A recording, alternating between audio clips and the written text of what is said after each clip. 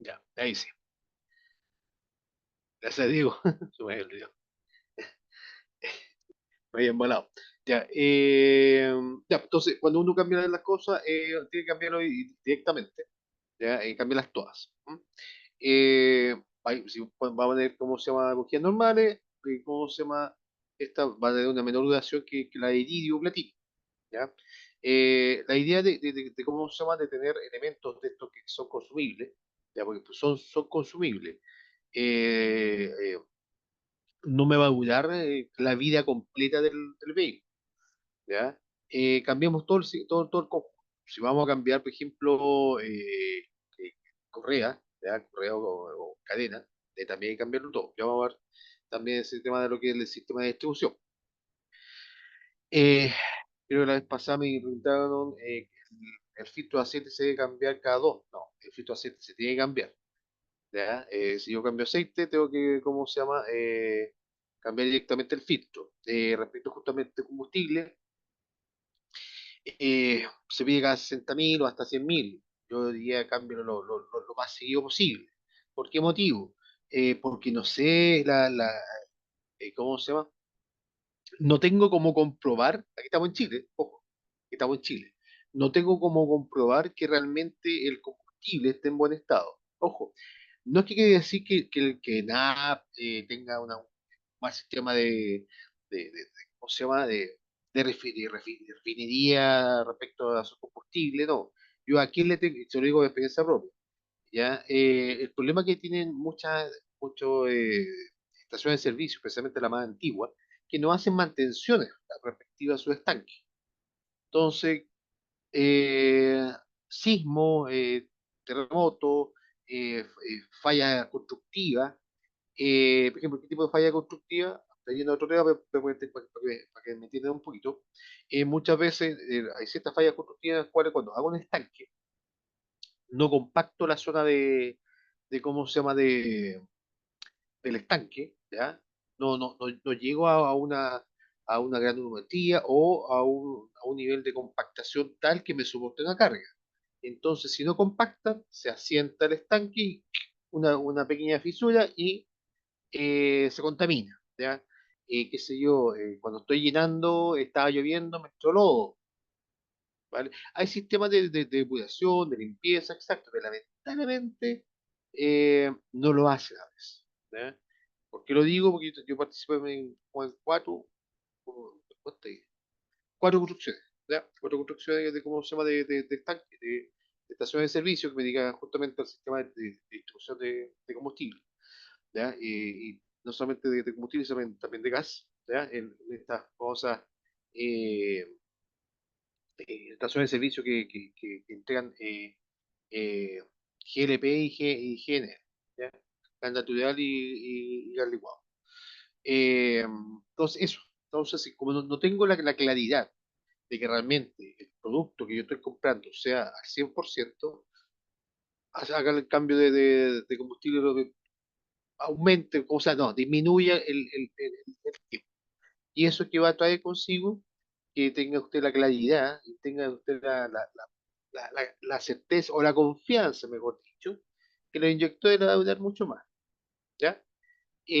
También lo que nosotros no vemos mucho, el tema de los cables, ¿ya? También los cables hay que, ¿cómo se llama?, cambiarlo a cierto tiempo. No lo puedo decir exactamente un tiempo, ¿ya?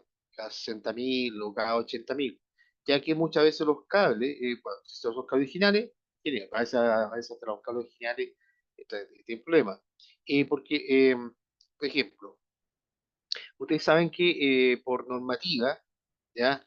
Especialmente SEC, hay que recablear cada 5 o 6 años, ¿ya? Casa, departamento, etcétera, que nadie cumple esa normativa. ¿Por qué? Porque obviamente ¿cómo se llama? El uso del flujo tiene un tiempo de vida los cables. Entonces, con el tiempo se van destruyendo ciertas zonas, se van destruyendo ¿cómo se llama? Las protecciones. Lo mismo hay que hacer obviamente con el cable bujía, ¿ya? Porque están afecto a altas tensiones y a altas temperaturas, ¿ya? Entonces, con eso, con el tiempo, hay que, hay que hacer un cambio. ¿Cómo se puede verificar? Midiendo obviamente tanto la resistencia misma que tiene el mismo cable o también las tensiones que están en él. Pero eso obviamente lo vamos a hacer en un resumen cuando ya pasemos todo el tema de los respectivos módulos que estamos viendo, ¿ya? Vamos a ver un pequeño video de nuestro amigo argentino, el que va a hablar de la bujía incandescente en los motores diésel. Próxima semana eh, van a ser 3 horas que le voy a dedicar a los motores de gas natural, ¿ya? Gas natural o gas licuado.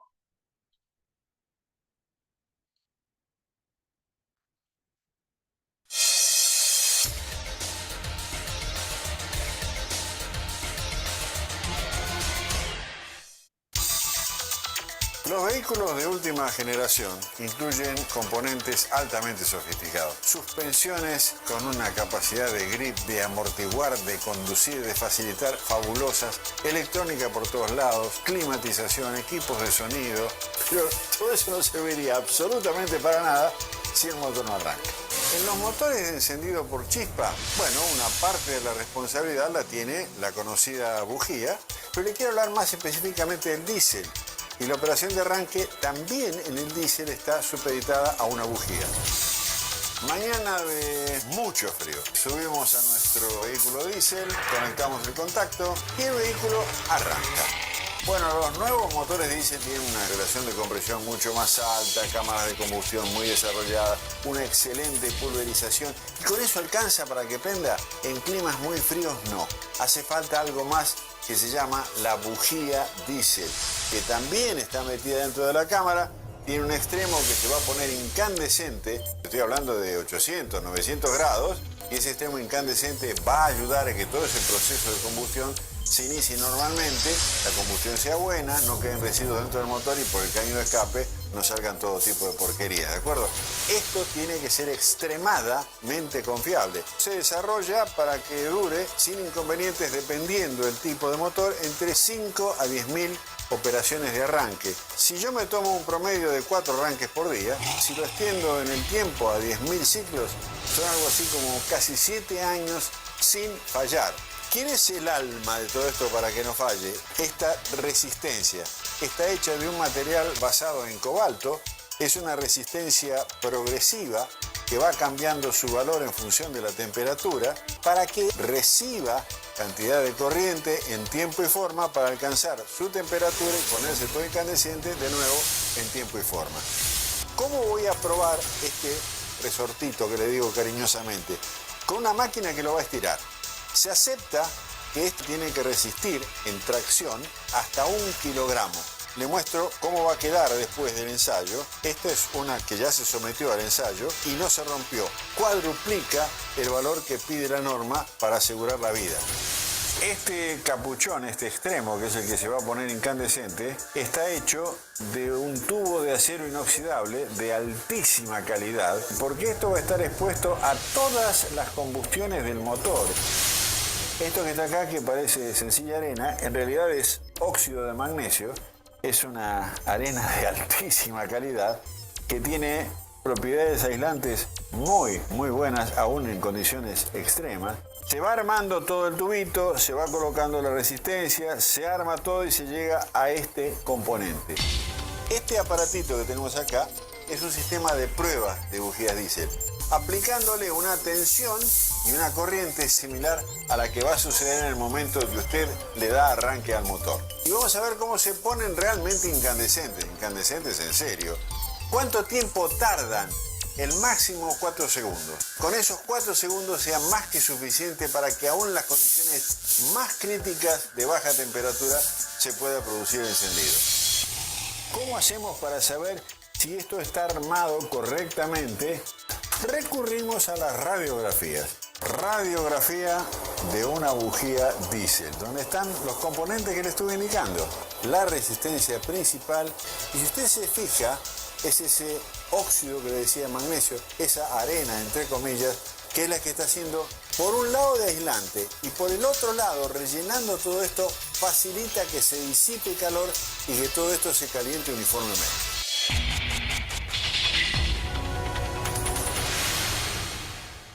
Suscríbete a nuestro canal de YouTube. Ya. El tema justamente de la bujía incandescente tiene un tiempo de ciclos, ¿ya? No de kilometraje. Entonces, por esa razón es importante que generemos nuestro ¿cómo se llama? Ficha y que entendamos el tiempo de cambio. Ciclos, de que justamente que estaba diciendo, estaba dando el ejemplo, que va a ser la cantidad de encendidos que yo voy a generar. Entonces, en mi caso, justamente, encender el auto 5 o 6 veces, más o menos. Ya porque obviamente uno llega al punto, y yo recuerdo que cuando estoy trabajando en terreno, y recorro hartas partes al mismo tiempo. Por eso, yo, para mí, cuando me dicen, a ver, yo nunca he manejado menos de 20.000 kilómetros en un año. Ya me acuerdo el otro vehículo que tenía, me saqué 160.000 en 3 años, ya que es mucho. Ya, pero me recorría en promedio 450 kilómetros por hora, ya, kilómetros por día. Eh, Eso significa que no tenía, ¿cómo se llama? Diésel, tenía gasolina, ¿ya? Pero si tuviera un diésel, fácilmente dan 10 a 11 encendidos al día, que obviamente me va a reducir el- la vida útil ¿cómo se llama? De la incandescente. ¿M? Entonces, esas cosas, tenemos esos parámetros, tenemos que tener nosotros, ¿ya? Ya que si usted lo lleva al taller, el único registro que le van a tener al taller es cuándo le toca ¿cómo se llama? Cambio, y el tema que siempre le van a medir, el cambio es por kilómetros, cada 10.000 kilómetros, ¿ya? Cada 10.000 kilómetros tenemos que cambiar los filtros, ¿ya? Pero no los otros elementos, ¿no? Vamos a ver más o menos ahora cuál es el cuidado que tenemos que tener. Ya va a pasar para pasar directamente con todo el resto de la materia, con el tema de justamente los cables UGI. Este segmento es presentado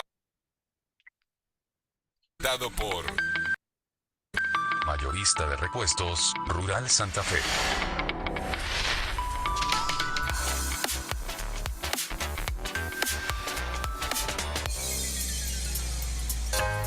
Usted habrá escuchado infinidad de veces el tema de motores de encendido por compresión, le hace diésel, y motores de encendido por chispa, le hace vulgarmente naftero. Bueno, ahora puede ser naftero, puede ser con alcohol, puede ser con gas, puede ser con un montón de combustibles más.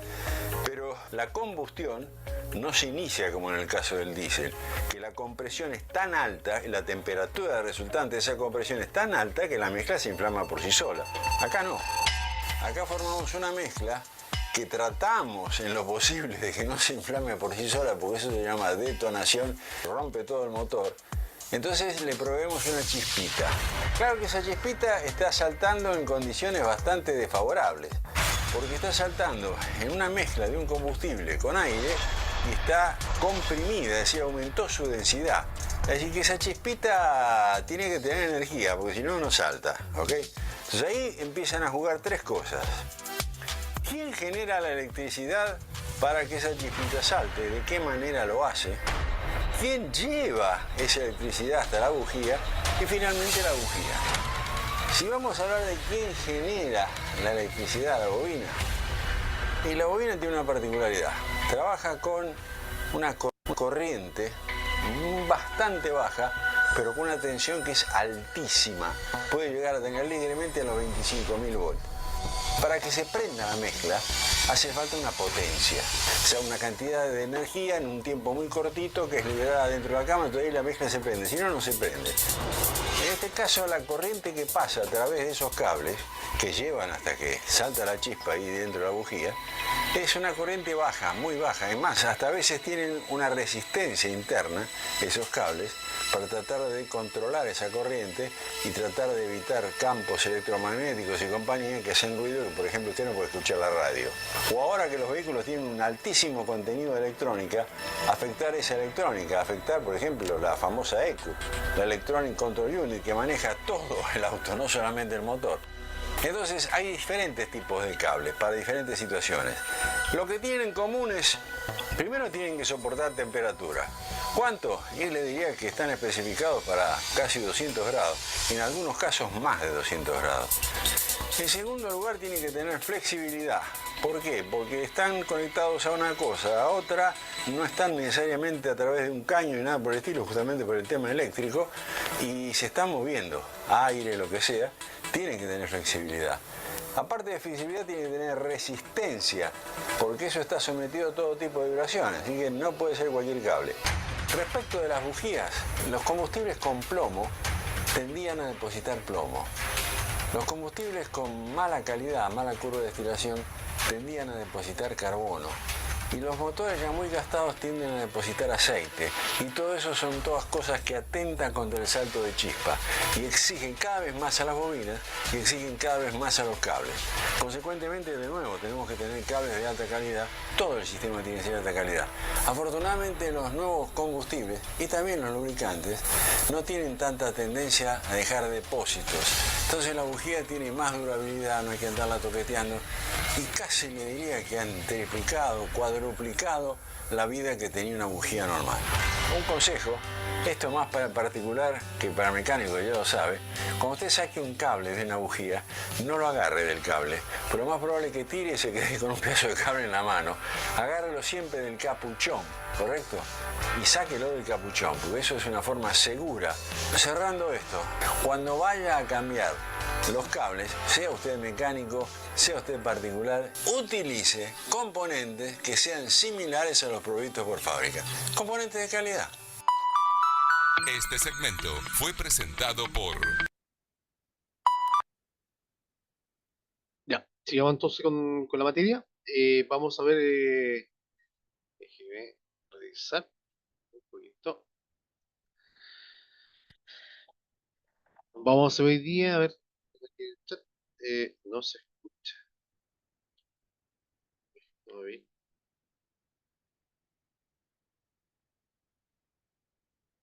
Eh, no se escuchó nada. Chuta,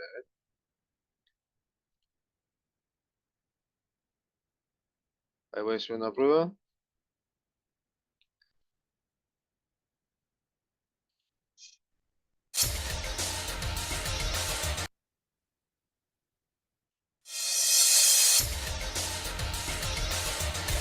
¿Se escucha?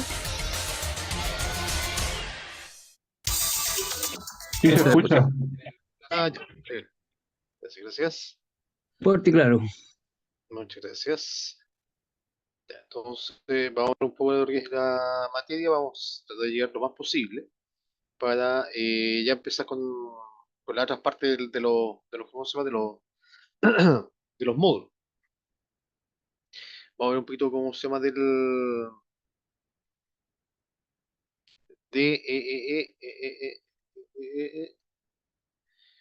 de la parte del motor, algo lo que es cárter, cigüeñal, ¿ya? Va a ser algo bien, bien rápido. Ya lo que es el tema de compresión, no lo vamos a ver mucho, que ya lo vimos en el video anterior. Vamos a ver algo de arquitectura del motor, bien simple, que es más bien la disposición de los cilindros. Y ya vamos a entrar directamente a lo que es este sistema de distribución de alimentación. Ya, entonces,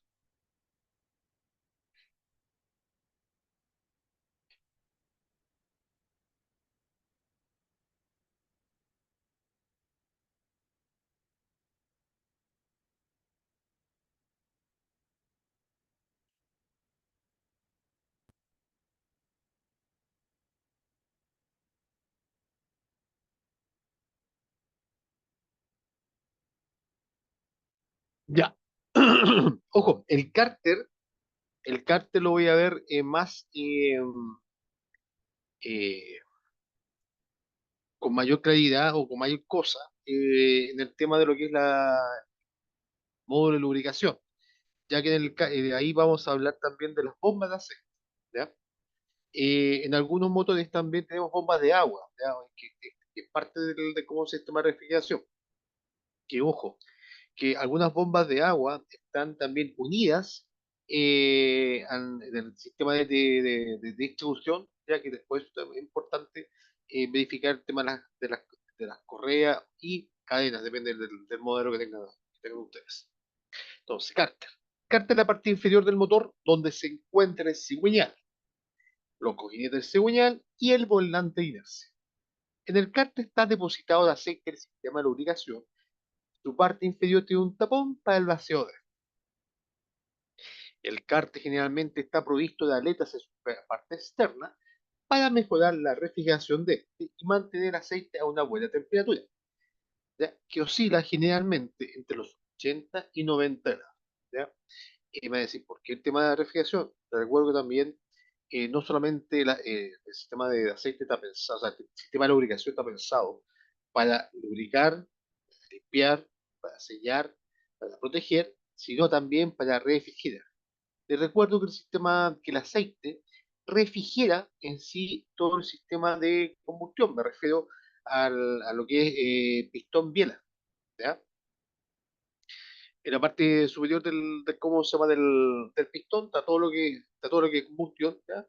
Y en la parte inferior, el movimiento. Y entre el pistón y también los anillos hay un elemento estanco que acá está lleno de aceite. Entonces, disipación ¿cómo se llama? De calor, llega directamente al aceite, se circula, llega al cárter, se enfría.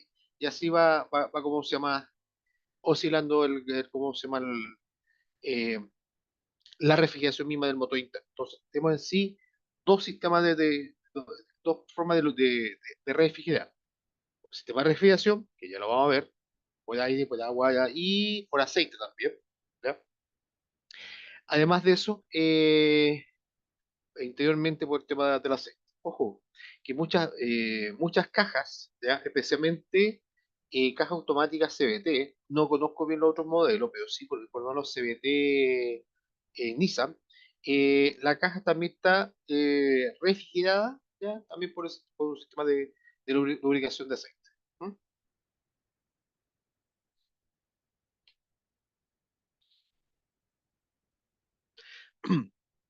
El cárter, debido a que no se caliente demasiado, debe tener una buena refrigeración para mantener el aceite a una temperatura óptima, como ya se ha dicho antes, pero por eso se construyen materiales muy ligeros, pero con una buena conductividad técnica.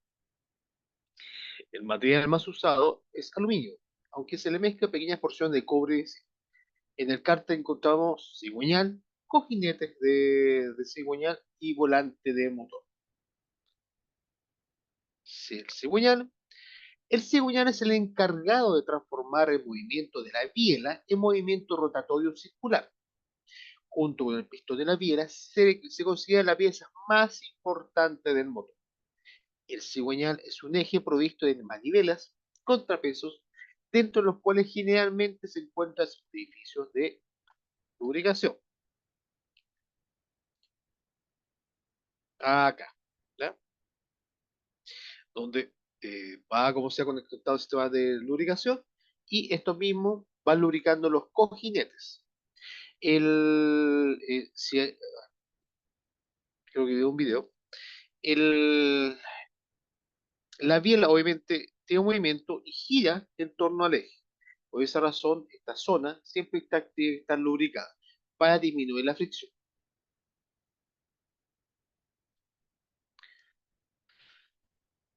El cigüeñal es una pieza que ha de soportar grandes esfuerzos, por eso se construyen materiales muy resistentes para que puedan aguantar cualquier movimiento sin romperse.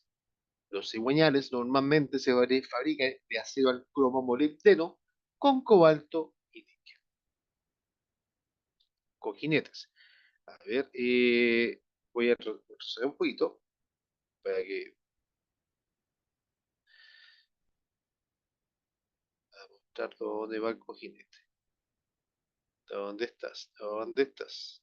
Se arrancó.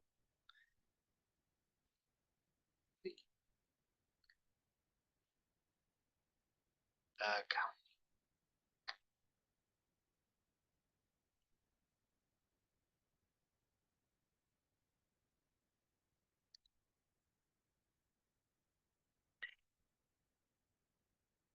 Acá va el cojinete.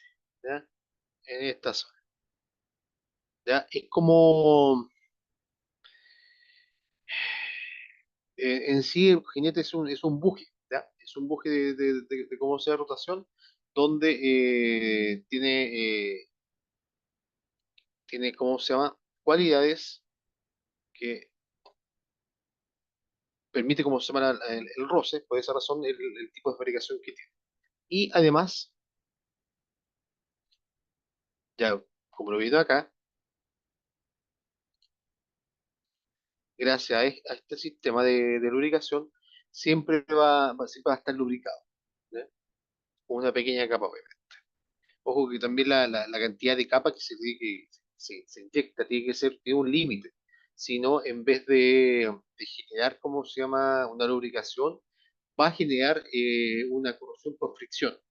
Porque voy a aumentar la cantidad de lubricación y en vez de ayudar, me va a ensanchar el efecto. Eso se va a ver en el sistema de lubricación. Cojinetes. Los cojinetes son los encargados de medir la biela con ese buñal para evitar que haya rozamiento entre ellos, para evitar pérdidas de potencias y averías. Tiene una forma de media luna y se coloca entre el cigüeñal y la cabeza de las piezas. Normalmente se fabrican de acero revestido de un metal antifricción, conocido como metal de Babbitt. ¿Ya? Por eso le indica que es un buje de rotación. Es como la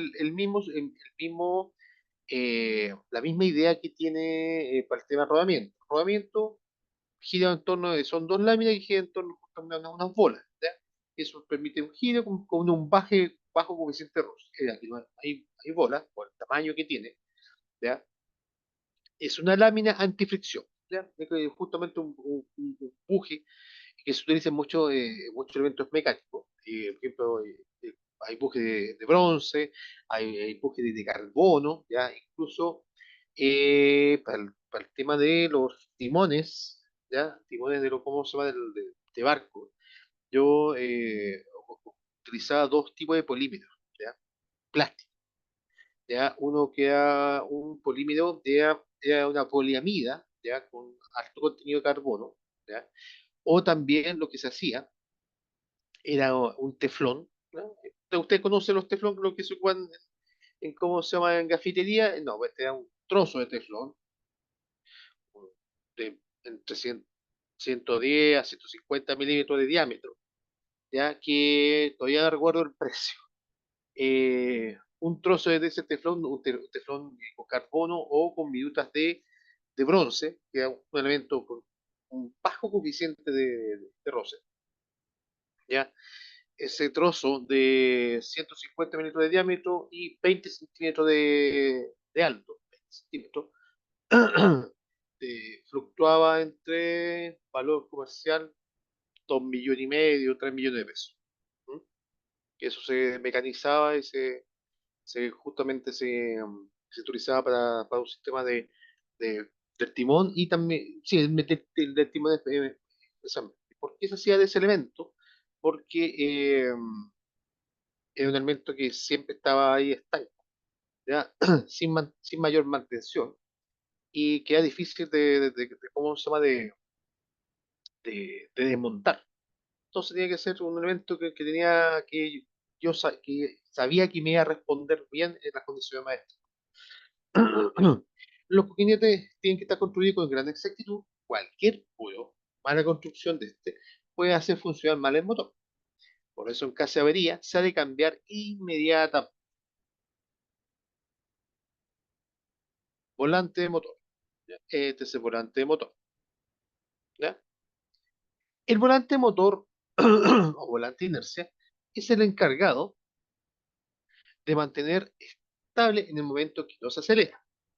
En el volante motor se suelen acoplar distintos elementos del motor para recibir el movimiento del motor mediante correas o cadenas. La rueda leva, bomba de agua, aceite, etc.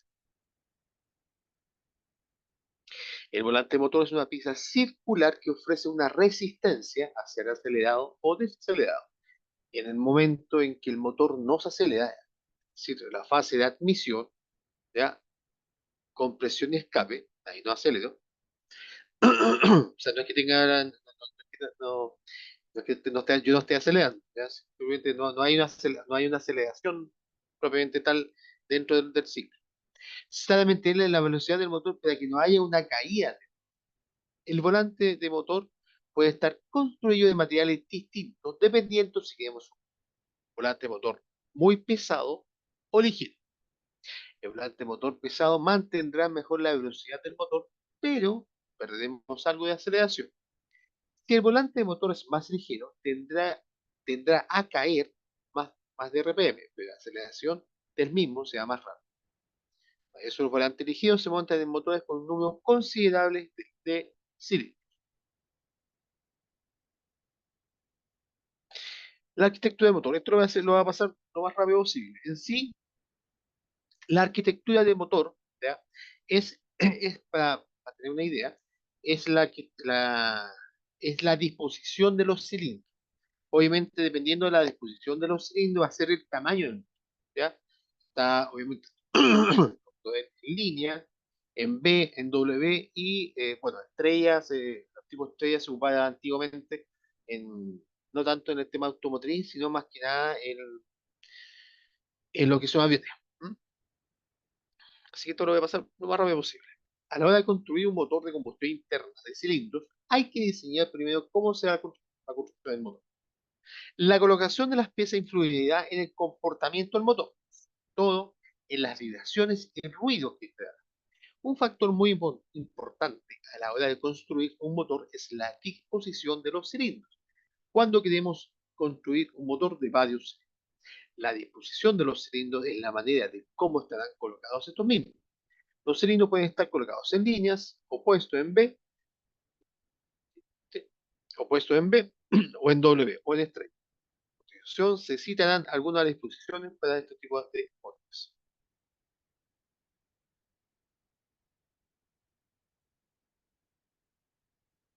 Tenemos en línea, ¿ya? La disposición de los cilindros en línea se basa en montar un único cigüeñal donde todos los cilindros están en el mismo plano vertical, uno al lado del otro, ¿ya? Esta disposición la más utilizada hoy en día en los motores de cuatro tiempos de turismo, o sea, de vehículos normales. Normalmente solo se utilizan esta disposición con motores de 2 a 4 cilindros. La ventaja, bajo costo de construcción, tamaño reducido, simplicidad de construcción, posibilidad de instalar elementos externos, como turbo, etc. La desventaja, el motor vibra considerablemente, el motor no funciona tan suave. De cómo se llama de puestos, ¿ya? Eh, hay algunos motores, ¿cómo se llama? Que utiliza esto, que son muy específicos. Algunos Porsche, algunos Subaru, pero no es lo más común. Dentro de las ventajas, excelente refrigeración del motor, ausencia de vibraciones, ruido de motor muy peculiar, ¿ya? Tiene un sonido bastante raro. La desventaja que es más difícil y costoso de construir, ¿ya? ¿Ya? Y especialmente en la misma reparación. Entonces, económicamente no hay motores de este estilo, pero son muy pocos. Obviamente, al tener una muy alta, ¿cómo se llama? Refrigeración, puede exigirlo más, se puede exigir mucho más. Los en B, que también es de lo más utilizado hoy en día. La disposición de los cilindros en B se basa en montar un único cigüeñal con todos los cilindros en este mismo cigüeñal. Cada dos cilindros forman una B entre ellos.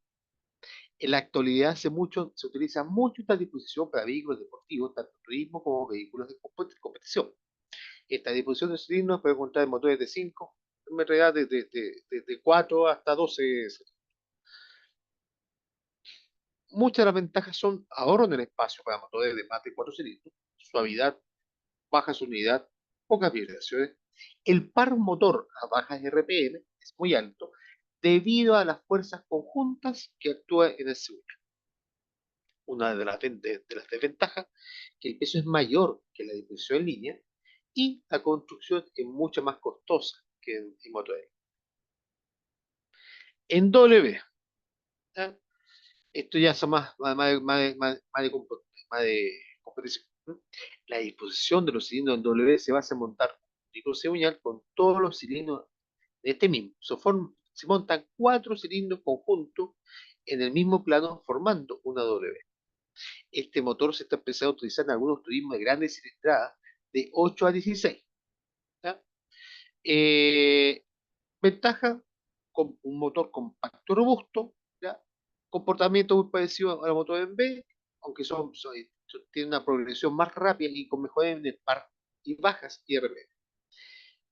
Cuenta con cuatro árboles de leva, o cuatro, lo que hace que sea más costoso y con un mayor peso. Ayuda de bloque excesivo, bloque motor muy complejo, entonces más caro. Pero justamente se ve en mayor cantidad de cilindros. El Estrella, no lo voy a hablar, pero el tipo Estrella era más que nada, gracias a un mismo, como se llama, cigüeñal, eh, tenía menos, o sea, en área era más grande, pero, ¿cómo se llama? El largo era menor. Se ocupaba más que nada justamente en sistema de motores de aviones. Vamos a hablar un poquito de la cilindrada. Ya vimos algo. En sí, la cilindrada es el volumen que tiene cada cilindro. ¿Ya? Al tener obviamente menor o mayor de cilindrada, eso va a depender, o sea, mayor o menor de cilindrada, actúa directamente en la potencia misma del vehículo. ¿Ya? Es la medición entre el punto muerto inferior y el punto muerto superior. El punto muerto inferior es el punto donde llega a la base ¿cómo se llama? Del pistón, y el punto muerto superior es el punto máximo que llega antes ¿cómo se llama? De la cámara de combustión. Eso se mide, ¿ya? Se calcula obviamente el volumen del cilindro y puedo tener, ¿cómo se llama? La cantidad de metros cúbicos que tiene cada cilindro. Y la suma de todos los cilindros me va a dar la cilindrada total. Ya vimos obviamente la relación de compresión, ¿cómo se llama? En el video anterior, donde eh, siempre la relación de compresión es mucho mayor ¿cómo se llama? En los diésel, siempre va a tener una mezcla pobre, y ¿cómo se llama? En los Otto, va de 10 a 12 a 1, ¿ya? Que es mucho menor, pero su cantidad de- la cantidad de combustible, o sea, el que va a tener va a ser siempre una mezcla muy rica. La relación de compresión la definimos como la relación que hay entre el volumen total del motor, ¿ya? Y el volumen de la cámara de combustión. ¿No? Entonces, la cilindrada dividido por la cámara de combustión. ¿No? Ya vimos en el video del amigo gringo que habla muy rápido, ¿sí? Pero en sí, ¿qué es lo que me indicaba? Que podemos modificar no solo la relación de compresión, ¿ya? Para aumentar, para regular y aumentar la potencia misma del motor, ¿ya? Al aumentar, obviamente, al modificar un poco y aumentar un poco el tema de la relación de compresión, especialmente en los diésel, o sea, perdón, en lo de gasolina, puede aumentar un poco más el tema de la potencia misma. ¿Ya? A eso está enfocado en sí el video anterior, que nosotros podemos modificar, podemos tunear, ¿cómo se llama? El motor para que nos dé unos cuantos caballos de fuerza más, ¿ya? Un poquito de potencia más, ¿ya? La misma arquitectura del motor, sin modificar el anexo, ¿ya? Obviamente también nosotros podemos, aparte de cómo se llama, modificar el tema de la cilindrada, ¿ya? También podemos modificar la alimentación de aire, podemos, no sé, incluso agregarle un turbo, ¿ya? ¿Para qué agregar el turbo? El turbo en sí tiene una turbina interior que utiliza como medio de energía los gases de escape. ¿Ya? No es que los gases de escape vayan directamente, no. Los gases de escape hacen mover la turbina, que lo que hace la turbina es captar el aire, eh, la misma turbina se encarga de chupar el aire, ¿ya? Y a la vez esta turbina, aparte de captar el aire, lo comprime, actúa también como un compresor. Esta misma relación es la que se utiliza en los ciclos de energía Bright, es lo que ocupan las centrales termoeléctricas, ¿ya? ¿Qué es lo que hace la central termoeléctrica? Son varias turbinas que al pasar el vapor, ya lo toma, ¿ya? Y esta turbina aumenta que son multietapas, aumenta la presión, ya va la presión aumentada, después toma la segunda, puede ser todo tres o hasta cuatro etapas, ya, toma ya no una presión menor, sino la presión de la turbina uno, la toma, aumenta y así sucesivamente hasta que llega a la turbina final, que el movimiento hace mover el rotor y se genera energía. Así, bien rústico, se lo expliqué bien rápido. Entonces, ¿qué es lo que hace esto? El turbo, gracias a los gases de escape, se mueve, chupa el aire, y ese aire lo toma y lo comprime. Y ese comprimir aumenta la presión. Y esto va directamente al sector de admisión de aire, donde ya el aire no va a estar a presión atmosférica, sino va a tener una mayor presión, por lo tanto, una mayor temperatura. Y al hacer la mezcla ¿cómo se llama? Con el combustible, ¿ya? Puedo lograr una mayor potencia, ¿ya? Ese en sí es el tema del turbo. Hay un tema con el turbo que todavía, o sea, no es que hay un tema. No poniendo un turbo voy a aumentar directamente ¿cómo se llama? La potencia. Lamentablemente, la respuesta del turbo a veces no llega en el momento, llega después, no es tan efectiva. Cuando yo, ¿cómo se llama? Exijo mucho al vehículo. Obviamente, hay sistemas de turbina que son bastante especiales, pero obviamente son más caras, ¿ya? Donde el ala B se va a abrir o se va a cerrar, depende de lo que estoy requiriendo, pero ese turbo sale pero súper caro, por eso se utiliza, ¿cómo se llama? Solamente en autos de alta competición. Ya, entonces, estaba hablando, es un factor importante a la hora de construir motor. Aumentando esta, mejoramos la potencia del par motor gracias a que la explosión es más potente y aumentamos el rendimiento. Es decir, aumentamos la potencia sin aumentar el consumo. Esta relación de compresión se puede aumentar sin sofisticación ninguna, aunque no se puede elevar indefinidamente, ya que puede llegar a ser un problema si se aumenta demasiado. Hay un tope, hay un límite, ¿ya? En motores Otto, gasolina, aumentando demasiado la reacción de compresión, ¿ya? Si el combustible utilizado no es de octanaje muy elevado, ¿ya? Podemos causar la detonación causando problemas muy graves. ¿A qué me refiero? Si yo le pongo un turbo, aumento ¿cómo se llama la compresión? Ya no puedo utilizar 93. No, tengo que utilizar 97. ¿Ya? Esa es la diferencia por lo menos en nuestras gasolinas. Tenemos de medio octanaje y alto octanaje. El octanaje es la capacidad de evitar la autoexplosión, ¿ya? Si aumenté la compresión, le he hecho 93, o sea, puede, ya pues hay que hacer un cálculo, obviamente, puede que me ocurra una autodetonación. ¿Qué es lo que pasa con la autodetonación?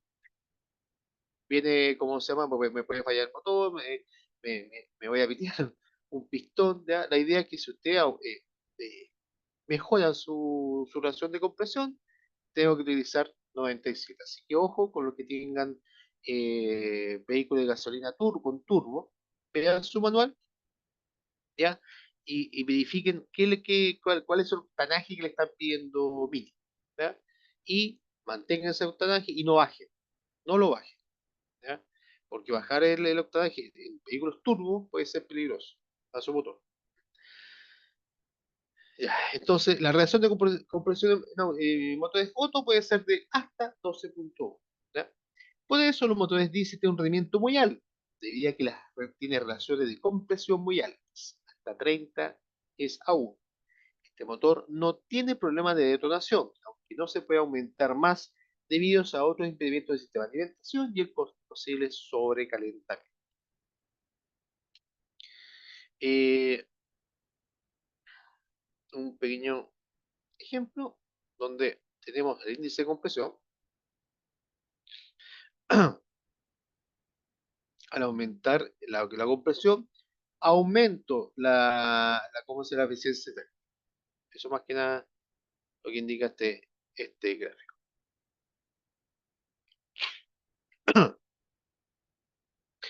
Si ponemos una carrera de cilindros más larga de longitud que el diámetro de cilindro, estamos hablando de un motor alargado. Sin embargo, si la carrera del cilindro es corta que el diámetro, estamos hablando de un motor super cuadrado.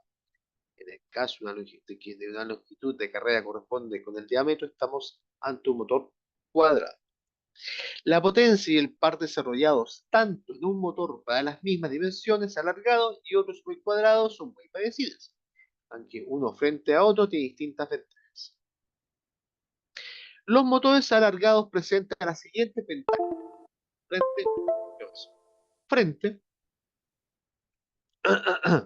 a los motores cuadrados o supercuadrados. La combustión se realiza de una forma más perfecta, lo que considera menos gases tóxicos de la combustión. Más capacidad de disipación del calor debido a la mayor superficie exterior del cilindro. Los motores cuadrados o supercuadrados ofrecen las siguientes ventajas frente a los motores alargados. Posibilidad de colocar más válvulas de emisión y escape y de ampliar su diámetro para mejorar el llenado y la evacuación de gases. Bielas más cortas, por lo tanto más rígidas. Disminuye el rozamiento entre el pistón y el cilindro debido a que se reduce la velocidad media del pistón y la carrera es más corta. Esto también provoca que la cabeza de la biela no sufra tanto en el momento que llega al buen punto muerto superior. Codos de cigüeñal más cortos, es decir, menos saliente, lo que provoca que sea más rígido y que reduzca la fuerza de inercia. La fuerza de inercia que está provocada por la masa, es la que tengo que, ¿cómo se llama? La que, no tengo que vencer una masa más para avanzar en el motor. Se reducen todas las fuerzas centrífugas del motor, eliminando vibraciones.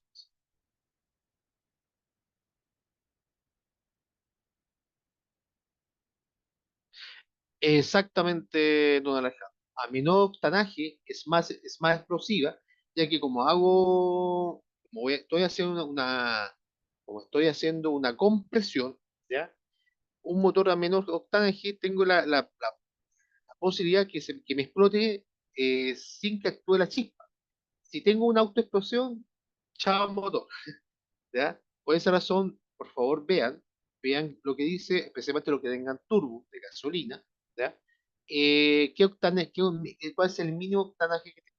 Vuelvo a insistir, el octanaje no mide la calidad ¿cómo se llama? De la gasolina. No es que una sea mejor que la otra, ¿no? Simplemente que el octanaje es la capacidad de detener la autoexplosión, ¿ya?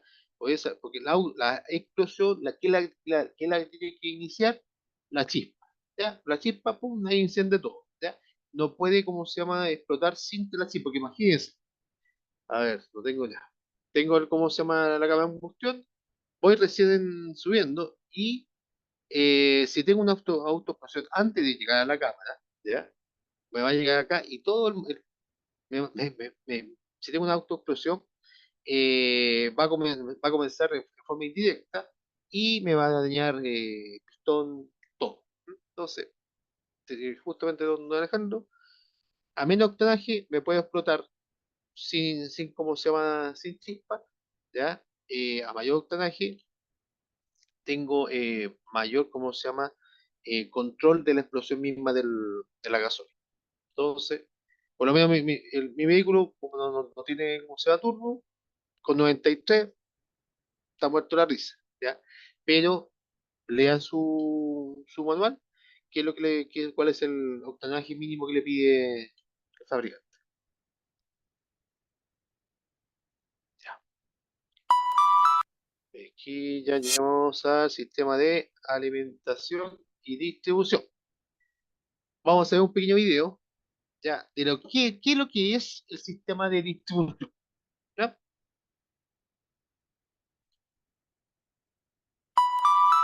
Este segmento es presentado por Mayorista de Repuestos Rural Santa Fe.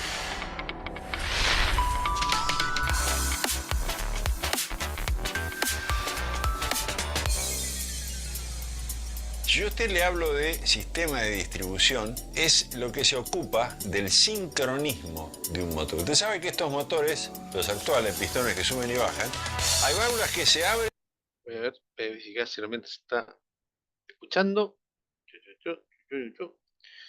Compartir. Sí, debería escucharse. Ya.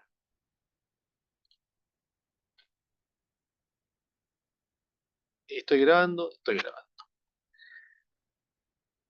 Y que se tienen que cerrar porque viene subiendo el pistón. Y hay válvulas que se abren y que el pistón tiene que bajar, porque si se chocan estamos en problemas. Entonces ese tren de distribución es algo que sincroniza todo el movimiento del motor para que funcione como Dios manda. ¿Cómo lo hace? Usted sabe que todos los motores tienen una cosa que se llama árbol de levas, que se ocupan de darle una ley a las válvulas para que abran y cierren. Entonces así se produce la admisión, en el momento que están las dos cerradas, de compresión y de expansión, y después el de escape, se abre la válvula de escape para que salga. Y todo eso tiene que estar perfectísimamente sincronizado. Más el sincronismo de la chispa, más todo lo demás. Pero eso es una cosa que tiene que ser exacta. Tan exacta que a veces, cuando por alguna razón se corre la puesta a punto, también recuerde este término de eso, los motores pasan a ser un desastre, aunque que se pueden llegar a romper.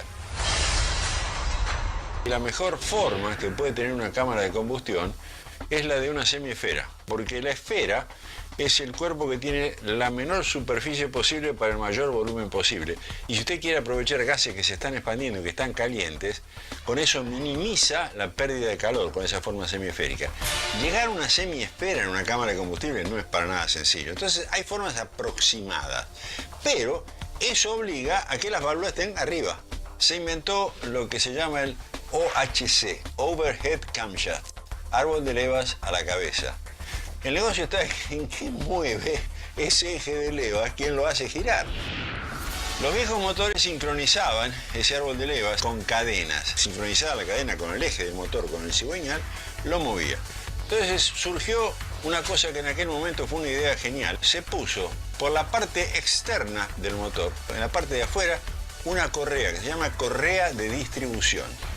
La correa de distribución cumple la misma función que cumplían antes esas cadenas. Está agarrada al cigüeñal, el cigüeñal puede pasar por otros componentes, por ejemplo, movían el distribuidor, pueden mover la bomba de aceite, pueden mover la bomba de agua, pero esa correa llegaba al árbol de levas, tiene un sistema de tensores para que eso se mantenga en su posición, funcionan muy bien, son sumamente silenciosos como sistema y tienen una vida útil limitada. Y ahí viene el problema. Esa vida útil limitada hace de que si eso se corta, mi estimado amigo, ese sincronismo entre las válvulas y los pistones se terminó. Baja la válvula, se queda ahí, sube el pistón, estamos en problema. El motor vuela por el aire. Podemos hablar muchos kilometrajes, desde 60.000 hasta 120.000, depende del fabricante la vida que da. Entonces es fundamental mantener el buen estado de esa correa de distribución. Tienen que ser de excelente calidad. Utilizan Kevlar, utilizan fibra de carbono, utilizan materiales de ultísima tecnología. Lo mismo se utiliza en los chalecos antibalas, bueno, algo así, pero tiene que ser también muy flexible. ¿Para qué? Para que esa correa no se estire, porque si se estira se empieza a salir, cambiar el sincronismo entre el árbol de levas y el cigüeñal y estamos en problemas, ¿ok?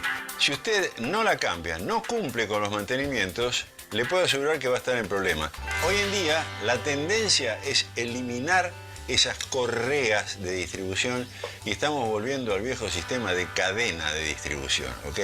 Que es interna, que está lubricada, o sea, se ha complicado un poco el negocio, que no es tan complejo porque los motores a su vez son mucho más chicos. Entonces, los espacios se han reducido. Es decir, esa cadena ahora empieza a tener sentido, no como lo tenía antes, donde tenían que tener grandes distancias, ¿correcto? Respete a ultranza la vida de esas correas. Si el manual le dice 60.000, cámbielo a 60.000. Correa y tensor, las dos cosas, ¿de acuerdo?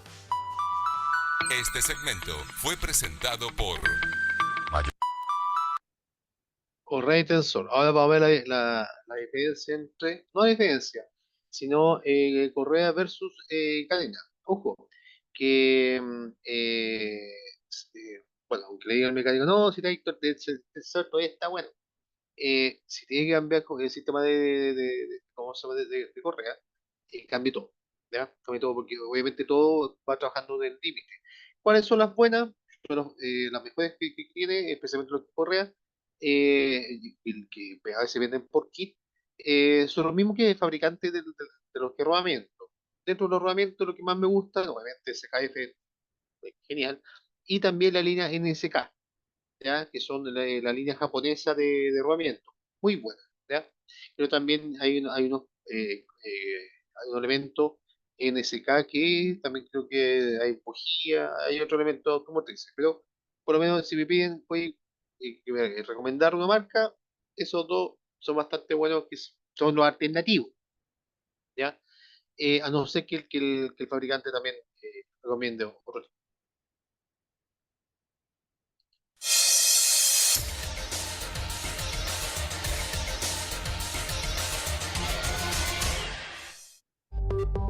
Este segmento es presentado por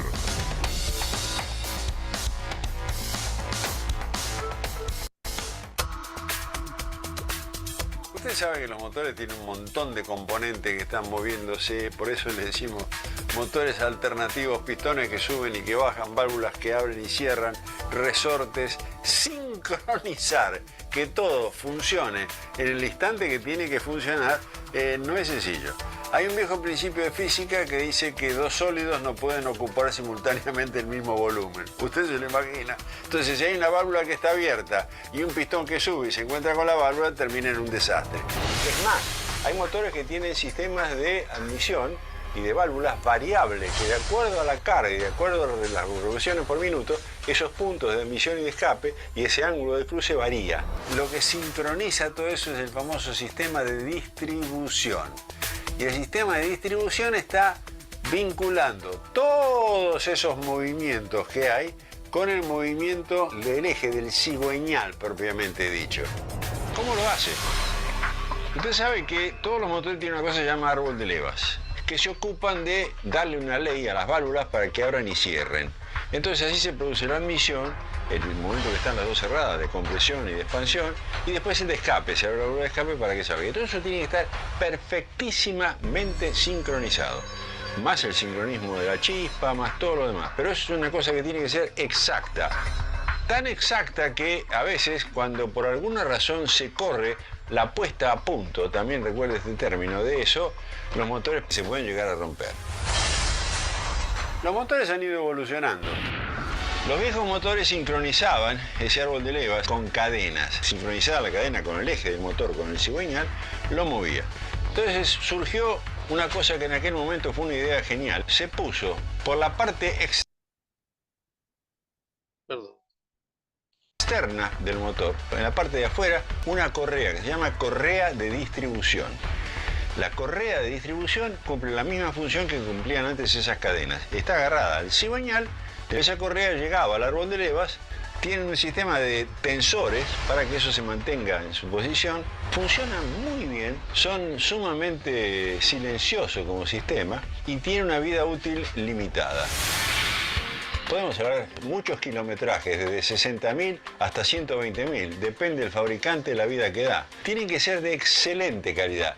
¿Para qué? Para que esa correa no se estire, porque si se estira se empieza a salir, cambiar el sincronismo entre el árbol de levas y el cigüeñal y estamos en problemas, ¿ok? Este comando de distribución, este sincronismo entre eje de motor, cigüeñal y sistema de distribución, ha ido evolucionando como evolucionó todo el motor.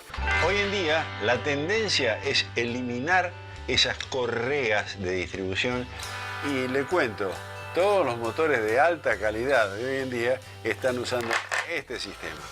Los nuevos motores están volviendo todos a lo que es cadena de distribución, que es interna, que está lubricada, o sea, se ha complicado un poco el negocio, que no es tan complejo porque los motores a su vez son mucho más chicos. Entonces, los espacios se han reducido, es decir, esa cadena ahora empieza a tener sentido.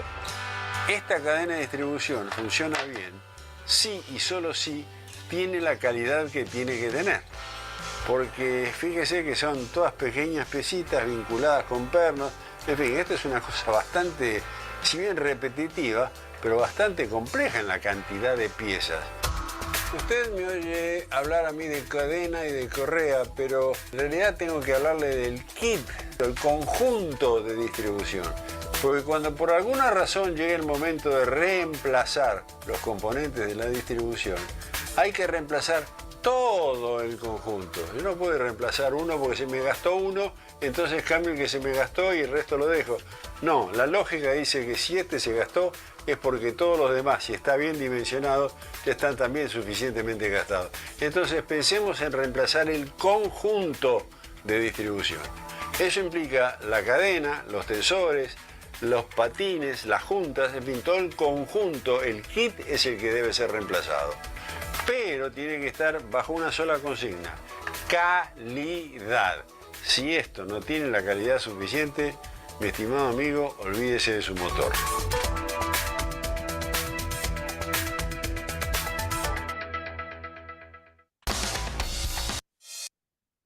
Ya. Eh, Otro estos videos para obviamente como introducción a lo que vamos a ver del sistema de distribución de alimentación. ¿Ya? Dentro de lo que es la alimentación, bueno, está también todo el tema de lo que es tanto la inyección de combustible y el aire, que también el tema de la apertura o regular el aire es un tema muy importante. ¿M? Como estaba indicando yo, por ejemplo, para modificar la potencia, modifico, ¿cómo se llama? La cilindrada y también puedo agregar un sistema de turbo para que el aire que yo voy a insuflar me llegue a mejor temperatura y, mejor dicho, mejor me llegue con una mayor presión. ¿Mm? Eh, la idea de estos temas es que ya, sí, conozcan cuál es el sistema de distribución. Ya, sistema de distribución, cadena, me voy a la leva, pero yo no voy a modificar la leva, ¿ya? No voy a tunearlo, ¿no? Lo que tengo que hacer es conocer el por qué, o darle valor, el por qué tengo que cambiar la cadena, ¿ya? La cadena, perdón, la correa o la cadena, depende del vehículo que tengan ustedes, es la encargada de mantener el sincronismo del motor completo, ¿ya? Me actúa el cigüeñal, o sea, justamente el cigüeñal me conecta al árbol de leva, a los dos árboles de leva, este va a movimiento, y lo más probable que también esté unido a la bomba de aceite, a la bomba de agua, incluso hasta el alternador, ¿ya? Según también sea su motor, obviamente que el alternador me va a acumular energía. Entonces, por esa razón es la importancia de su cambio a tiempo y ojalá que antes. Quizás no le va a reventar inmediatamente, ¿cómo se llama? La correa, ¿ya? Pero la idea no es estirar hasta el último momento para cambiarlo, ¿ya? Ya que quizás no se corte, pero eh, las correas, obviamente es un elemento hay de kel, hay de goma, hay de distintos tipos de materiales. La primera tendencia que va a ser es de estirarse, ¿ya? Pequeño, como se llama, estiramiento, sin realizar la modificación respectiva. O sea, si yo estiro, ya, yo tengo la capacidad de modificar los tensores, pero eso lo voy a saber cuando ella me esté fallando. Entonces, por eso es evitar ¿cómo se llama? Llegar, ¿cómo se llama? Al mecánico cuando tenga una falla. ¿Mm? Entonces, el sistema de distribución, los sistemas de distribución y alimentación son los encargados de enviar aire y combustible al interior del cilindro correctamente en el momento que se precisa. ¿Ya? ¿Quién va a comandar esto? La leva. ¿Por qué razón la leva? El sistema de la leva, porque creo que a un giro, cada dos giros de cigüeñal va un movimiento de la leva que me va a comandar, según el ciclo, la válvula de admisión, ¿ya? Que la válvula de admisión va a entrar aire y va a entrar combustible, ¿ya? Luego de eso viene la chispa, que hay ambas válvulas están cerradas, ¿ya? Para hacer ¿cómo se llama? La explosión. Y luego, para el escape, solamente, ¿cómo se llama? El árbol Perdón, la válvula de escape es la que se va a acceder. ¿No? El fin de los sistemas de distribución y de alimentación del aire es la de entrar la mayor cantidad de aire posible. A partir de ahí podremos quemar más combustible y por tanto la potencia del motor será mayor. Estos dos sistemas han de tener una estructura muy precisa. Para hacer llegar el aire y el combustible en el cilindro podríamos utilizar sistemas muy sencillos, aunque la complejidad de estos hace aumentar el rendimiento del motor considerablemente. Lo que los sistemas de distribución y de alimentación nos deja una puerta abierta para modificaciones para aumentar la potencia del motor. ¿Mm? De ahí vea también, por ejemplo, los inyectores. Hay inyectores que no necesitan, que vienen con servobombas, donde no dependen del 100% de la bomba del combustible. ¿Sí? Estos dos sistemas van relacionados. El sistema de alimentación se encarga de suministrar el combustible necesario, de enviar la cantidad de aire al cilindro y de conducir los gases quemados hacia el exterior. Y el sistema de distribución es el que se encarga de entrar el aire y el combustible en el cilindro, evacuar los gases quemados en el momento que se requiera. A continuación, vamos a explicar cómo funciona estos dos. Sistema de distribución. El sistema de distribución es el encargado de accionar las válvulas de admisión y de escape en el momento preciso para dejar entrar el aire a nuestro cilindro y evacuar los gases quemados. El sistema de distribución solo lo encontramos en los motores de combustión interna de 4 tiempos, tanto Otto diésel, ¿ya? Mientras que los motores de 2 tiempos, la entrada de aire fresco y la evacuación de los gases quemados se efectúa mediante lumbreras u orificios del motor, donde habíamos visto cómo se hace el ejemplo, ya había visto un video de cual cuando sube el pistón, que se ve depende obviamente del, del siglo que tenga, el pistón sella o abre las lumbreras respectivas. ¿Ya? No tengo otro elemento que comande la aspiración y el escape de los gases.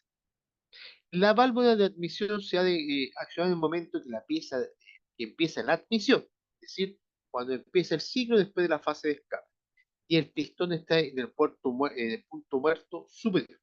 La válvula de escape se acciona en el momento que se acaba la expansión y empieza la carrera de escape. Este se encuentra en el punto muerto inferior. Para mejorar el rendimiento del motor se utilizan sistemas de avance de admisión y de escape que vamos a explicar en esto. Aquí va a tener unos videitos. Perdón, pero disculpe que me adelante un poco. ¿Ya?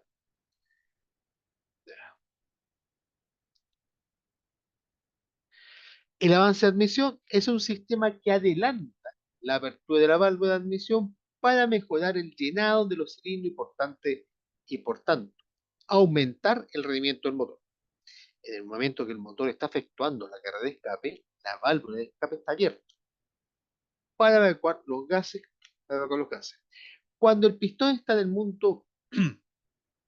el punto de llegar al, ¿cómo se llama? El punto muerto superior, es decir, cuando ya ha evacuado casi todos los gases quemados, y el volumen y el volumen y la presión de esto es mínimo, entonces se abre a la vez la válvula de admisión. ¿Mm?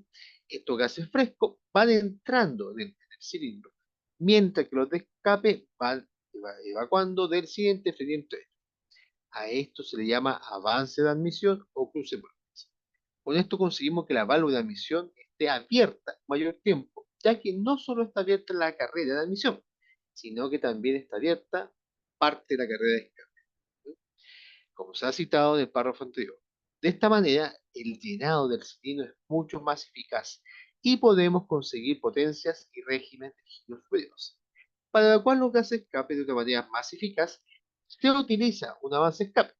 El principio es el mismo que para el avance de admisión, es decir, se regula la apertura del. Eso voy a avanzar con algo, ya que es más fácil visualizarlo, ¿ya? Que escuchar.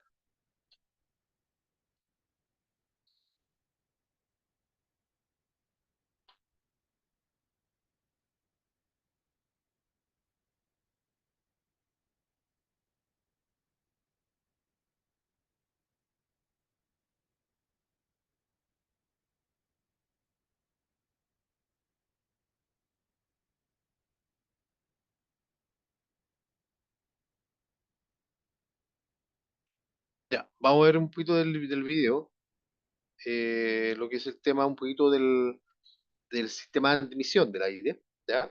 Para que tengan una idea, más o menos. Luego vamos a ver el tema de inyección. Luego de eso vamos a pasar, yo creo por la hora, vamos a terminar la materia dura, ya que día jueves estamos tan puro agotados, entonces no quiero que se me queden dormidos. ¿Ya? Vamos a ver un poquito así como un ejemplo ya más gráfico de lo que es el tema de admisión. Es un tema muy importante la admisión del aire. El principal propósito de los motores es la transformación de la energía, de térmica a mecánica. En ese sentido, para tener energía térmica debe existir una sustancia capaz de arder y propiciar dicha energía. Para que esto suceda, es necesaria la existencia del aire, ya que cuando el combustible es mezclado con el oxígeno, se produce una explosión gracias a la chispa de la bujía. Este aire se obtiene gracias al sistema de admisión, el cual está constituido en varias partes. Una de ellas es el filtro de aire, que es una pieza de los coches cuya función es, como su propio nombre indica, filtrar el aire que se introduce en el motor, limpiándolo de impurezas, polvo y demás. Todos los vehículos reciben en mayor o menor medida el impacto del aire exterior cuando están en movimiento. Este se filtra en su interior. Si no existe el filtro del aire, todas las partículas de polvo, arena y suciedad llegarían a los cilindros del motor, desgastándolos, influyendo en el buen funcionamiento del motor, aumentando el consumo de gasolina y contaminando el aceite. Múltiple de admisión. La función principal es distribuir equitativamente la mezcla de combustión a cada cilindro, ayudando a vaporizar y atomizar la gasolina. Dicha distribución es importante por optimizar la eficacia y el rendimiento del motor. Además, puede servir como soporte del carburador, cuerpo de aceleración, inyectores de combustible y demás componentes del motor. El múltiple se sujeta a la culata del motor por medio de unos pernos y su diseño condicionará la forma en la que esté el bloque del motor, variando según la cilindrada. Generalmente suelen ser fabricados en aluminio y también en materiales plásticos de considerable resistencia. Cuerpo de aceleración. La función del cuerpo de aceleración es admitir la cantidad de aire adecuada, lo que corresponde a 14.7 partes de aire por una de gasolina. Para realizar esto, la pieza se ayuda de una placa metálica con forma cilíndrica llamada mariposa, que se aloja en el cuerpo de aceleración. Cuando el acelerador es presionado, rota también la mariposa, permitiendo que el aire entre al motor. Existen otros tipos de válvulas usadas en el cuerpo de aceleración, como la válvula de barril y la deslizable, que se utilizan en los carros deportivos y de carreras. Válvula jack. La válvula jack o de control de marcha mínima responde a los órdenes de la computadora. Cuando la computadora reconoce que la temperatura del vehículo es baja y que no hay revoluciones suficientes, envía un pulso eléctrico para que la válvula permita el paso del mayor aire al cilindro. También regula los parámetros de aire mejorando el consumo de combustible. Solo utiliza la cantidad necesaria de combustible para encender el vehículo y mantener las revoluciones adecuadas en ralentí. Sensor de posición de mariposa.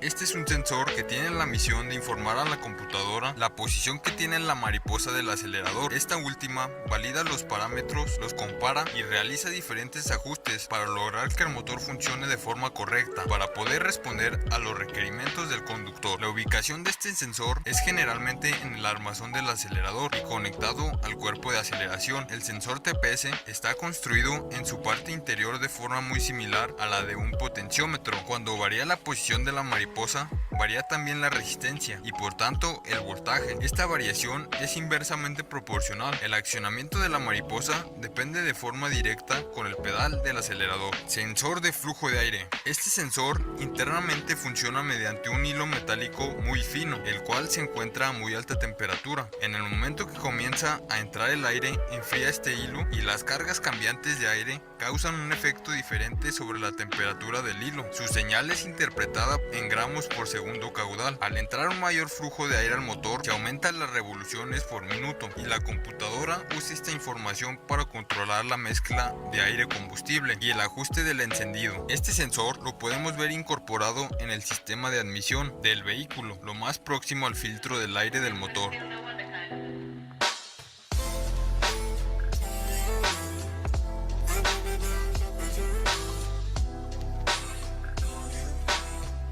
El principal Eh, Igual como se llama el sistema de admisión, vamos, y también la alimentación va a hablar un poquito del carburador. El carburador ya no existe, de acá, o sea, no es que no exista. Están varios vehículos antiguos, ¿ya? Pero en lo que es la producción moderna no se está integrando, donde el carburador actúa mecánicamente, no tiene inyectores. ¿Qué es el colector de admisión y cómo funciona? El colector de admisión es un componente esencial en un sistema de motor de combustión interna. Es responsable de alimentar al motor con una mezcla de aire y combustible necesaria para su funcionamiento. Su diseño y funcionamiento son importantes para garantizar una correcta distribución y rendimiento del motor. Función del colector de admisión. El colector de admisión tiene dos funciones principales. 1. Distribución del aire y combustible. Su función principal es distribuir eficientemente la mezcla de aire y combustible a las cámaras de combustión en cada cilindro del motor. Esto se logra mediante los conductos presentes en el colector, los cuales distribuyen uniformemente la mezcla al motor para su correcta combustión. 2. Creación de turbulencia. El colector de admisión también está diseñado para crear turbulencia en la mezcla de aire y combustible antes de ingresar a los cilindros, lo que aumenta la eficiencia de la combustión. La turbulencia garantiza una mezcla más homogénea, lo que mejora la eficiencia y potencia del motor. Funcionamiento del colector de admisión. El colector de admisión está ubicado en la parte superior del motor, cerca de la culata. Recibe el aire proveniente del filtro de aire y lo dirige hacia los cilindros, mezclándolo con el combustible para su posterior combustión. Por lo general, los colectores utilizan un sistema de conductos distribuidos en... Ya, me quiero tener un poquito. Tenemos un sistema monopunto y un sistema multipunto, ¿ya? En el sistema monopunto tenemos solamente un inyector que en este punto genera la mezcla para el resto de elementos, ¿ya? Hoy en día, casi todos están trabajando lo que es multipunto, donde tenemos obviamente la mariposa, que vamos a tener la inyección ¿cómo se llama? Del aire, y vamos a tener el inyector con el riel de combustible en cada uno de los cilindros.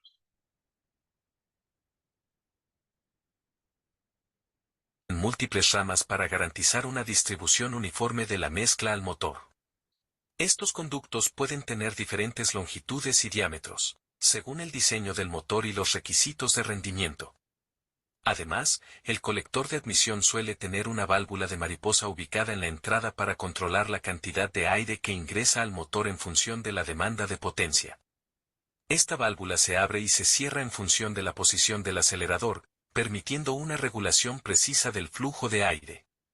En motores de inyección de combustible, el colector de admisión también puede incluir inyectores de combustible que pulverizan el combustible directamente en la mezcla de aire, asegurando una distribución adecuada. Además de sus funciones principales, el colector de admisión también puede tener otras características o componentes según el diseño del motor y los requerimientos específicos del vehículo. Algunos de estos incluyen: 1. Colector de admisión variable. Algunos motores modernos utilizan un colector de admisión variable, que puede ajustar la longitud de los conductos de admisión. Esto se hace para optimizar el rendimiento del motor en diferentes rangos de revoluciones. Al cambiar la longitud de los conductos, se puede mejorar la respuesta a bajas RPM y maximizar la potencia a alta velocidad. 2. Colector de admisión de alto rendimiento. Para mejorar la eficiencia y el rendimiento del motor, se pueden utilizar colectores de admisión de alto rendimiento. Estos colectores están diseñados para aumentar el flujo de aire, reducir la restricción y mejorar la mezcla de aire y combustible. Esto puede lograrse mediante la optimización de la forma y tamaño de los conductos, así como el uso de materiales más livianos y resistentes al calor. 3. Colector de admisión individual. En ciertos motores de alto rendimiento, se utilizan colectores de admisión individuales, también conocidos como ITBS, Individual Throttle Bodies. En lugar de tener un solo colector, cada cilindro tiene su propio conducto de admisión y válvula de mariposa. Esto permite un mayor control del flujo de aire y una respuesta más rápida del acelerador. 4. Colector de admisión de plástico o aluminio. Los colectores de admisión pueden estar hechos de diferentes materiales, como plástico o aluminio. Los colectores de plástico son más livianos, más económicos de producir y pueden tener conductos internos más suaves para mejorar el flujo de aire. Por otro lado, los colectores de aluminio generalmente tienen una mayor resistencia térmica y pueden soportar temperaturas más altas. Es importante destacar que el diseño del colector de admisión puede variar según el tipo de motor y su configuración, por ejemplo, motor de 4 cilindros en línea, V6, etc., así como las regulaciones de emisiones y eficiencia de combustible vigentes. En resumen, el colector de admisión desempeña un papel crucial en el suministro de la mezcla de aire y combustible al motor, influyendo en su rendimiento y eficiencia. Ya, me pregunto, ¿qué podemos hacer nosotros para arreglar ese tema y cómo se llama y que nuestro vehículo no falle? Simple. Cambiar el filtro de aire, ya que ojalá que el filtro de aire sea de muy buena calidad, ya. No permitan, por favor, que le limpien el filtro de aire, ya, por favor, no, ya que un filtro de aire taponeado va a tener menos capacidad de insuflar aire, por lo tanto puede tener menos cantidad de oxígeno y para la mezcla y puede tener problemas en la potencia. Entonces, ¿qué es lo que hay que hacer? Obviamente, cambiar el filtro de aire no antes posible. El filtro de aire es fácil de cambiarlo, está bien. Mismo lo van a hacer. Vamos a hacer una clase donde vamos a, a enseñar, ¿ya? O más que nada a dar tips de cómo mantener yo mismo mi vehículo, ¿ya? Obviamente lo que se puede realizar. El más complicado de todo no es no por su complejidad técnica, sino porque lamentablemente tenemos que tener algunos elementos o espacio para hacerlo, ¿ya? Para hacer el cambio de aceite, ¿ya? Ya que tenemos que elevar el vehículo, tenemos que elevarlo, ¿ya? Para, ¿cómo se llama? Para poder llegar, sacar el cubrecárter y etcétera. Hay técnica para hacerlo, que después se lo voy a mostrar, pero eso técnicamente no tiene ninguna complejidad. El tema del filtro de combustible tiene un poquito más complejo, ¿ya? Ya que creo que depende de donde esté el filtro, casi siempre está en el sector del estanque, casi siempre. Entonces, pero eso ya lo vamos a ver. Y pues eso, ¿qué es lo más importante? El filtro de aire. ¿Ya? Filtro de aire es lo más importante, especialmente en época de invierno, donde más partículas por billón, especialmente la gente que está en Santiago o la gente del sur, todavía me acuerdo, en Temuco. La última vez que fui a Temuco, que en invierno, salí y quedé, pero hediondo humo. Me gusta la chimenea, pero había demasiado. Entonces, obviamente, esas partículas que se emiten al ambiente, las captamos nosotros y obviamente lo captan todo elemento que ocupe aire. Entonces, entre más contaminado sea la zona, más partículas puede tener en mi filtro, entonces voy a tener que cambiarlo antes. ¿Ya? Vamos a ver el ¿Qué último es el video. colector? Vamos a ver el último video de nuestro amigo argentino. ¿Ya? Y yo creo que estamos bien con.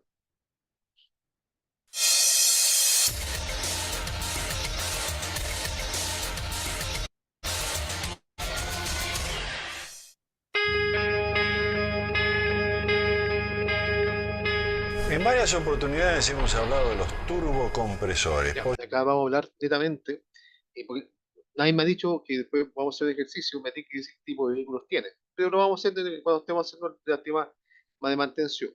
El turbo es netamente para, podemos insistir, para aumentar la potencia del vehículo por sus mismas dimensiones. ¿Ya? Yo pesco un vehículo, no sé, pues, desde que tenga una cilindrada de 1.6, ¿ya? Ojo, no estoy modificando nada y si tengo una cilindrada de 1.6, tengo una cierta cantidad, como se llama, de potencia. Incluso hay unos sub, ¿ya? Que son 1.5. Y el sub en sí es un elemento un poquito más, es un vehículo un poquito más grande, por lo tanto es más pesado. Y por lo tanto tengo que tener mayor potencia para moverlo. Si no, se va a ayudar cuando esté manejando. ¿Ya? Y muchos de los del tour, especialmente he visto, creo que los nuevos Captiva, si no estoy equivocado, los Group de Chevrolet, que tienen motores pequeños pero con turbo. ¿Ya? Y el turbo lo que hace, te lo expliqué, eh, por el movimiento de los escape de gases, mueve la turbina y la turbina que lo que hace, admitir aire, lo comprime y mete aire comprimido, ¿ya? A los cilindros, por lo tanto, tengo una mayor potencia gracias al aumento de presión. Si no se acuerda, un turbocompresor es una suerte de inflador, por llamarlo de alguna manera, que permite que motores chicos respiren como motores grandes. Consecuentemente se comportan como motores grandes con más torque y más potencia. ¿Dónde está el truco? Toda la energía de los gases de escape que se perdería a la atmósfera, en lugar de que se pierda totalmente, la hacemos pasar a través de una turbina.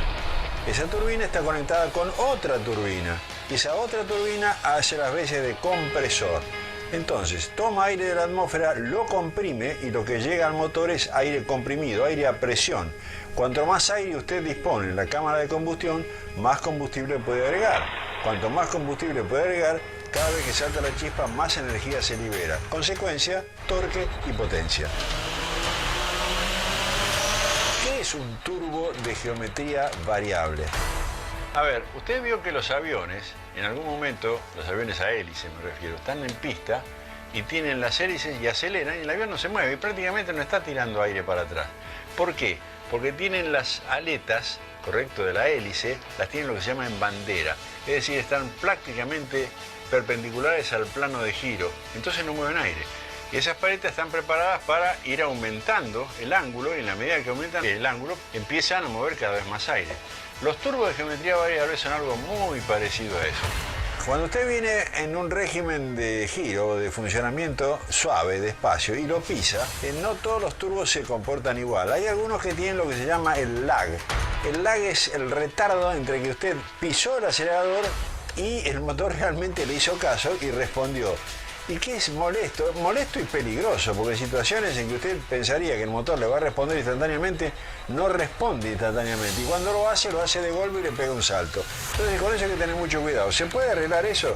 Se puede arreglar. La tecnología trata de resolver todo ese tipo de cosas. Lo que yo hago es los gases del escape, derivarlos para que actúen directamente sobre la turbina de escape o más o menos. O sea, le llegue más gas o le llegue menos gas. Cuando tengo poco caudal de gas, trato que ese gas llegue directamente y reacciona rápidamente.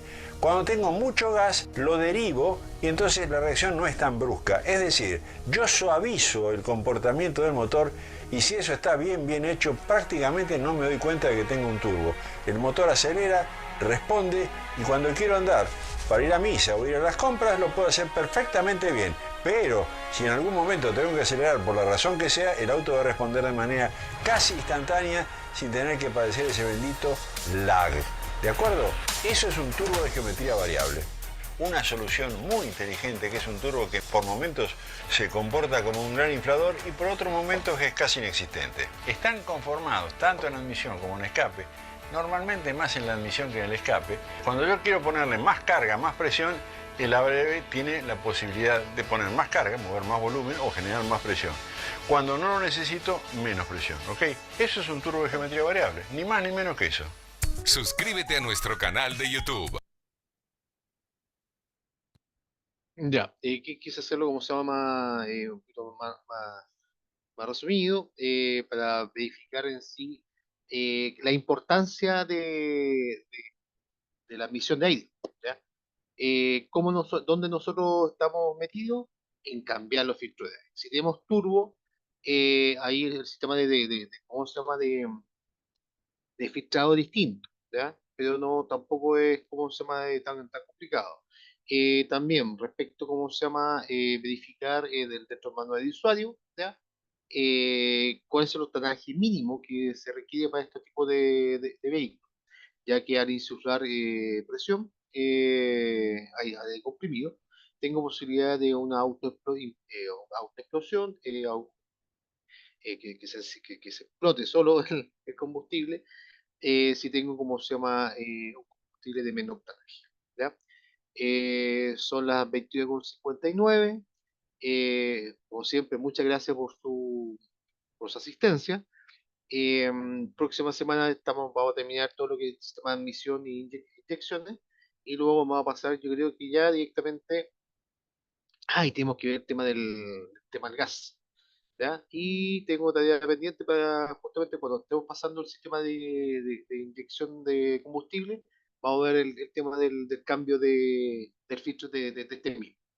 Así que muchas gracias, buenas noches, que tengan buen jueves y mañana que descansen muy bien. Buenísima. Muchas gracias, profe. Gracias, noches, profesor. profe. Buenas noches. Gracias, profe. Buena la clase, que esté bien. Buenas noches. Buenas Buenas noches. noches, profe. Gracias. Buenas noches a todos. Buenas noches. Gracias. Buenas noches. Buenas noches.